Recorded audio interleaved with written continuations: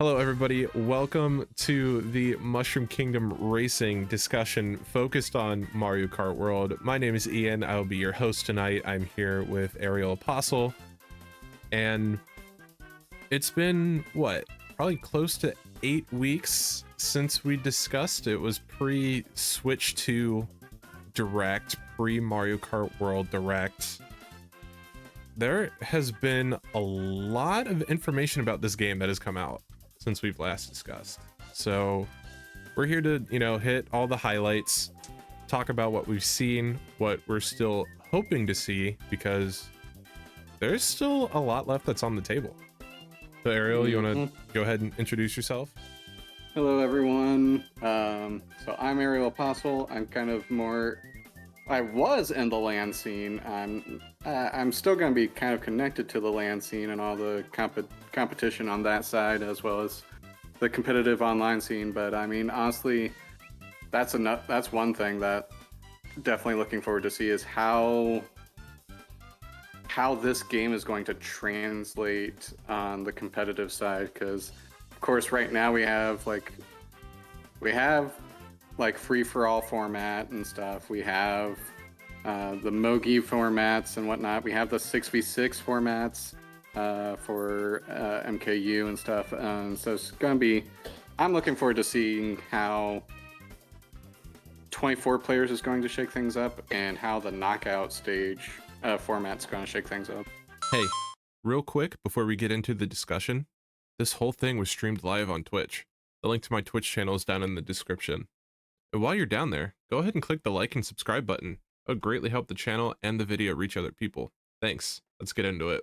I will say one of the first things we got a look at with Mario Kart World when the Switch 2 first got teased was not only the 24 racers, but also the driving mechanics. And then by the time the Switch 2 Direct came out, that all got added onto with wall rides, charge jumps, the rail rides, all that other stuff. So let's talk about that first, because it's Mario Kart. It's a racing game, so the driving is going to be huge. It's going to be critical.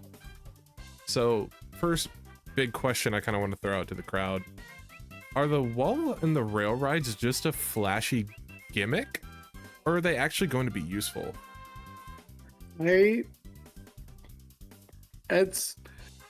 Okay, here's my biggest gripe, and I'll get that out of the way.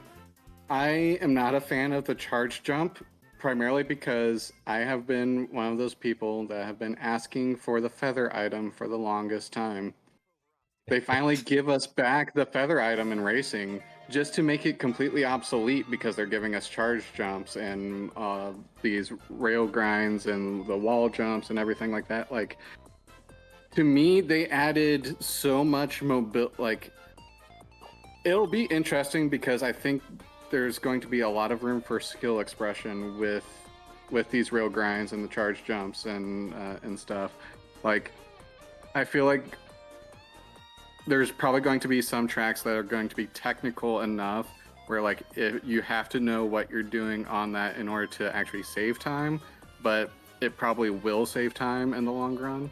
And it's also going to be another way to avoid items and stuff. So, like, it'll be interesting to see that. But again, it's like, why even give us the feather back if you're going to add that much mobility, like personal agency and mobility to the rider to the driver without the feather? And it's like,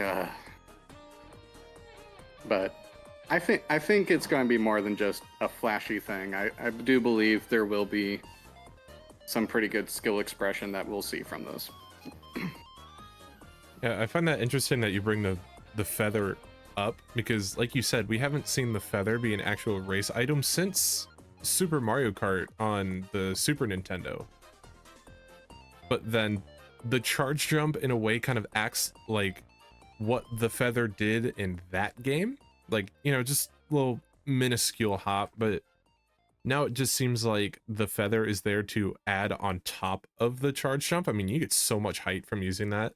We'll get to items more later.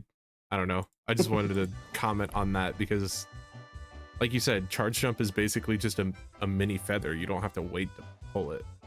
But it's also like one of those things where like in the, I think it was in the Switch 2 Direct on Peach Stadium where they showed, yeah, the feather is going to have specific shortcuts that you can only get with the feather.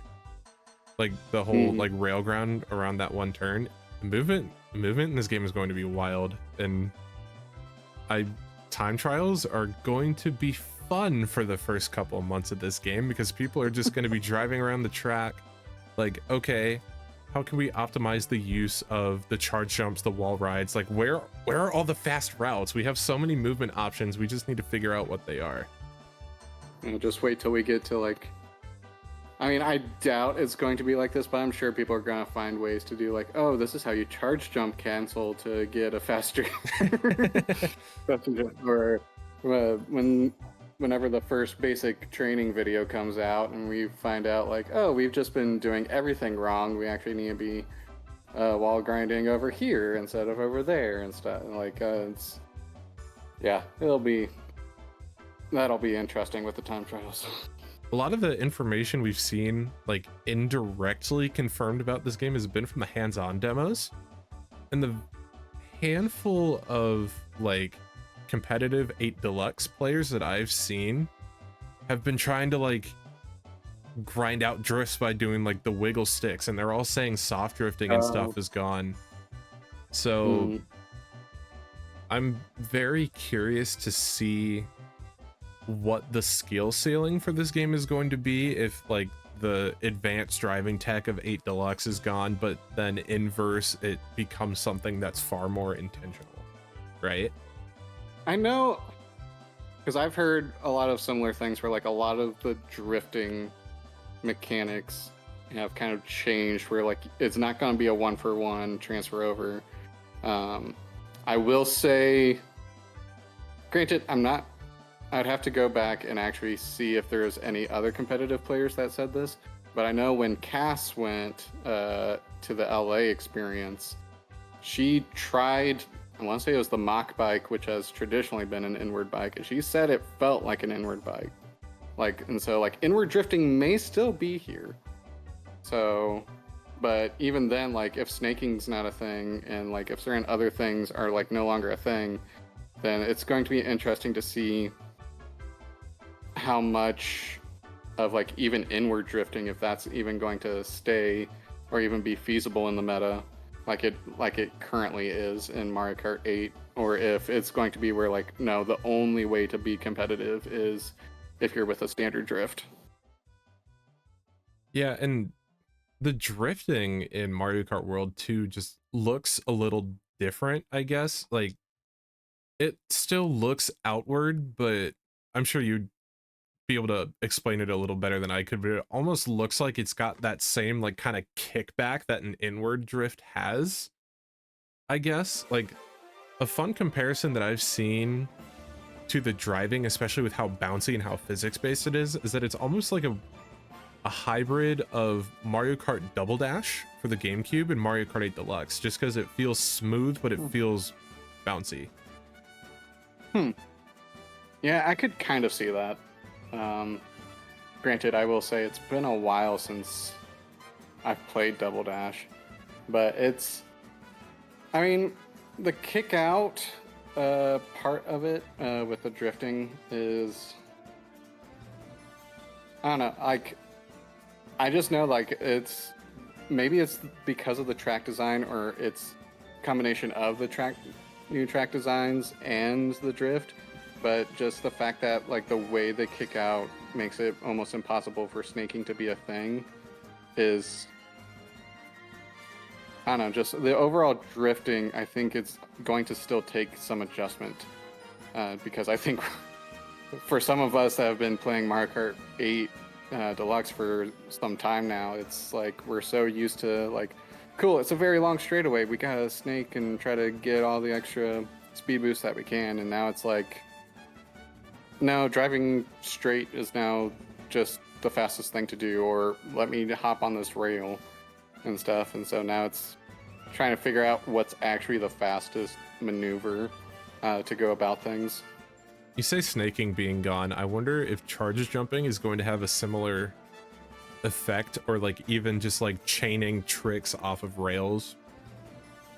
Because it seems like on several tracks there's rails like kind of built into the ground or like right next to the road. Like it almost makes me wonder how feasible is it going to be to set up a rail ride, and then as soon as you get that mini turbo, just jump, land, charge another mini turbo, jump, land, just do that over and over. Like I wonder if that will have a similar effect. It is a little known fact that like the drifting, like the not drifting, but like the direction that you trick in Mario Kart 8 does like affect how you like which direction you go, and can affect like you setting up for your next drift on the next turn and whatnot. So like it can be important. The way that there like some videos that I've seen circulating, like the way that you trick in Mario Kart World has a lot more effect of where you are in terms of like the like XY axis. And so like it could be very well where like cool, you tricked forward, that actually helps you get a few like actually helps you go faster compared to like cool, I tricked to the left or tricked to the right. And so that's just another mechanic, and again, that's kind of another comparison to Sonic, the Sonic Racing Crossroads, but like it's very much something where like you gotta like you can do multiple tricks, but you gotta keep in mind which direction you're doing these tricks, because it can easily cause you to just fall right off, or it can actually give you an advantage. One place where I've seen that particularly like enhanced, almost not really enhanced, but like this becomes a lot more important when you're in the air. And of course, perfect segue into the kart transformations, a la kind of Diddy Kong Racing, Sonic Racing kind of thing. So gone is underwater racing and gliders. Now we are in an era where our cars just magically get larger wheels when they drive off-road, and they get wings that pop out of the side, and can also become a jet ski when we jump on the water. And I will say the one thing that does seem really cool about this, especially in terms of the water physics and the air physics, is that it looks different than just normal driving physics. Like it's not just, oh, it's the same handling, but you're in the air. It's like, no, this handle's completely different. So your approach is a little different, right? Yeah, and again, you kind of touched on it. Like it's very similar to, I would say it's more similar to the Sonic Racing Crossroads, or at least what I experienced with like the beta test for Sonic Racing Crossroads. But it's like, it very much seems like cool, you're doing the flying part, and it's like specifically in that flying section, similar to like what we have now with gliders, where it's like cool, yeah, you're using a glider in a glider section, except you have a bit more, it seems like you do have a bit more agency in terms of like, cool, I can actually go up or go down in this like column of space of and like, but it'll be interesting to see how they make it feel, but it is very much a completely different approach as to like, cool, instead of figuring out where I want to drift, now I gotta figure out, okay, I want to be on this side. Or honestly, it's probably going to be a lot of fighting for the spot that you want to be at to set up for your like next oncoming drift or whatever the next section is. So that part will be interesting. Seeing the item interaction in that space is also going to be weird. If shells are going to keep going straight based off of where you are, or if like you place a banana, if it's just going to fall, or if it's going to magically float. I kind of hope it doesn't magically float, but that would be something definitely to look out for. I feel like red shells have the chance to magically float just because they already have that targeting ability built into it. But it seems like, from what I can tell, green shells and bananas do lock onto rails. So if you throw a green shell on a rail, it will follow the path of that rail. I don't know what that looks like for walls. I would be a little freaked out if I saw a banana on a wall at a 90-degree angle without falling. There's just a lot of small interactions that, at least from a competitive standpoint, and even from like a casual perspective too, is just gonna have to get figured out. And like, the only way we're gonna figure it out is just to wait the 2 weeks, at least as of the time of broadcast, it's gonna take to get the game in our hands and, you know, just try stuff. Let's talk about the items, because there's a lot that has changed, but the formula is still almost the same, I guess. Yeah, kind of. Because, like, I will say, I'm looking forward to the new hammer item. The hammer item does look very interesting. Being able to, like, throw those items forward, but also it kind of being like a wall of hammers in a way. Yeah. Like, that will definitely be interesting to see. The gold shell feels like it's I don't know, that one feels a bit more situational. I can see that easily like not being the best, but the shock and the bill changes though are definitely that part's weird for me, and I think it's going to take a lot of adjusting for like everyone to get used to. Just not shocking everyone on the stage. Yeah. And only shocking the ones in front of you. Yeah. And then Bill does not seem like it goes fast enough to actually realistically pass people. It seems like it's just a way to be encapsulated and protected, like it's a glorified star almost. Yeah, the bullet bill changes are really interesting to me, because at least from like the game design standpoint, in terms of what it's supposed to do, in terms of when it starts and when it stops, it more or less feels similar to Mario Kart 8, as in like, oh, it'll like pass a certain number of people and then it stops. But with the 24 racers and the fact that it's slowed down, it just doesn't feel like a bullet bill is going to be nearly as effective as it has been before, just because it's reaching that end goal much faster than it ever has. Yeah. The shock, especially, that one I think is going to have a little bit of a learning curve to it. I mean, competitively especially, but even kind of more casually within the MKR League itself. Like, oh, you have a shock. What place are you in?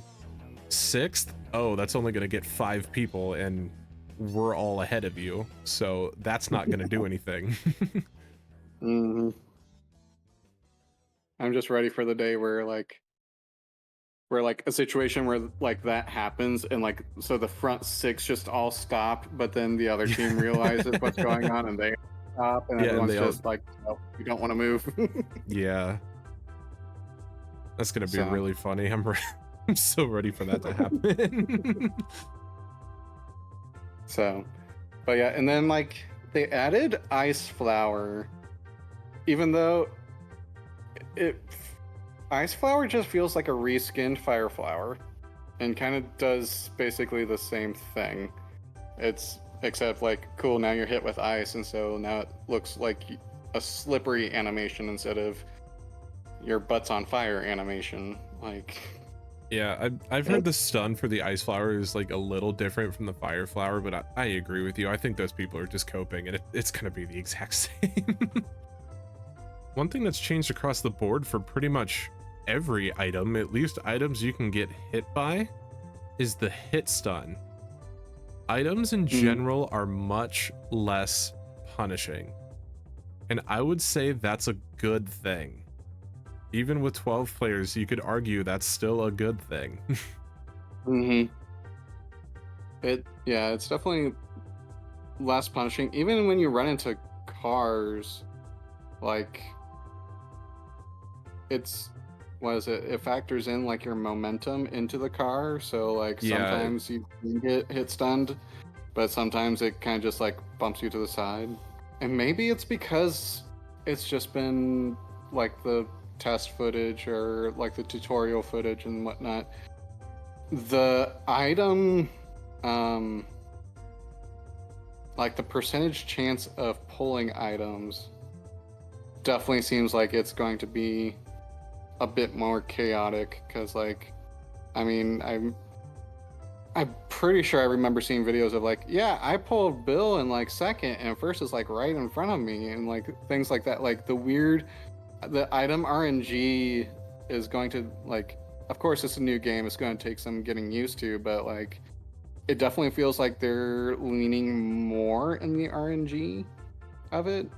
And like like granted everyone's still moving forward like we just went over with like the hit stuns and stuff, so like but it also feels like we're going to get more, it's almost going to be like frantic items is like the new normal items, I guess is the best way to put it. one item that I think is really going to take a lot of getting used to in terms of how it's played and the pacing of it is coins. And we don't really have a whole lot of information on coins either. I mean, we do know for sure your max has gone from 10 to 20. But I don't think we have confirmation on how your speed benefit from coins changes, because it's implied that it's coins. It's going to do the same thing it did in 8 Deluxe. I know I heard something about the coins, but the last that I heard about the coins was that 10 is still the number you need for max speed, but the max you can hold is 20. So that kind of give it, like in a way it's kind of more of like the 20 max is more to help give you a buffer so that you can take some hits and not have to go out of your way for coins. Yeah. Is my understanding, but that was like the last that I had heard. I'm not sure if that was ever confirmed though. Yeah, I've heard similar, but again, I don't think anything's been officially confirmed yet.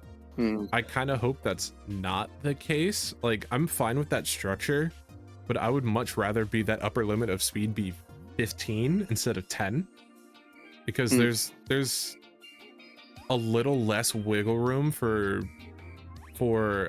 getting hit.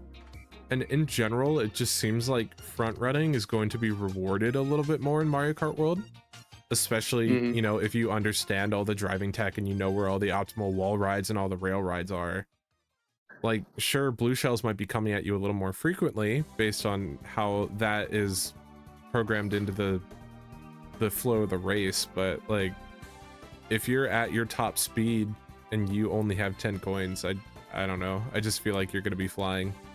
I will say a lot of the early reports were that mushrooms seem to have a bit more juice in them than what they had in 8 Deluxe, and that there's a lot more like off-road stuff for you to use shrooms. So it's something where like mushrooms might actually be more valuable than previous, and so that can be interesting. Golden mushroom may not be the worst item in the game anymore. Depending on who you ask, golden mushroom might be the best. Yeah, so it can actually like, so it'll be interesting to see how that shakes up item optimization and stuff. Golden mushrooms are going to be crazy on the intermission tracks, because like, sure, a bunch of people are saying, okay, straight line simulator, but your few turns that are in those tracks are going to be very long, very wide turns. And if you can cut through that entire thing with off-road, you're cutting from, say, like 20th place to almost first place. So at least from what I've heard, bagging, at least in Knockout Tour, is going to be hunt for golden mushrooms and triple mushrooms, because then you can take a huge cut and just, you know, make your way to the front and just front run, or at least stay close to the front so you're not getting blued out at the line. That'll be something, and like but you're also saying intermission tracks, so that's more of Grand Prix, wasn't it?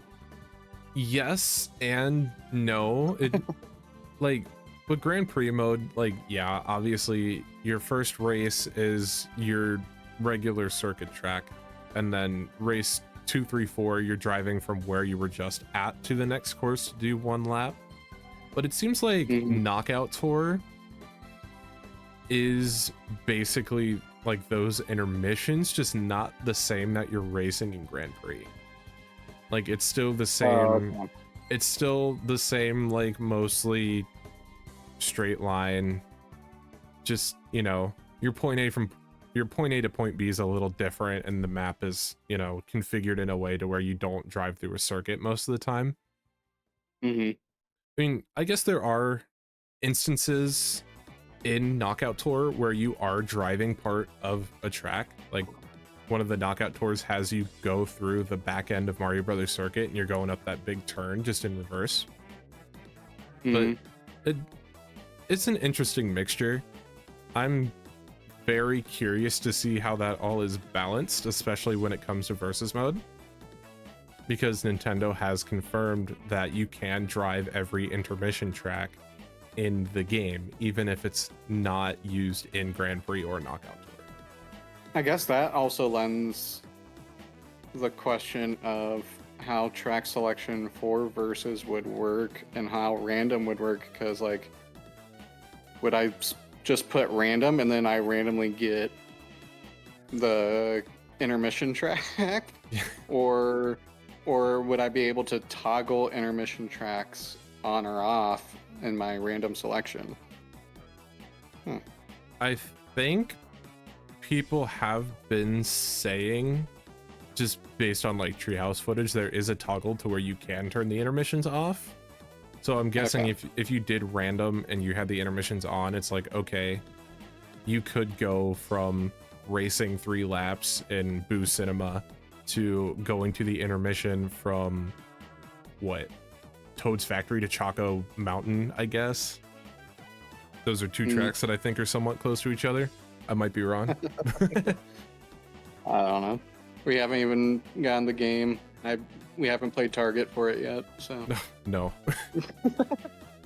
And one thing that I do kind of find interesting, and I think is the reason why all the Mario Kart World haters are really getting riled up about the 30 tracks thing, is that it seems like all the tracks that are on the map are acting more as like a big point of interest, almost, Mm, rather than being a track itself. Like, sure, it's Mario Kart, it has to be a racetrack, but mhm.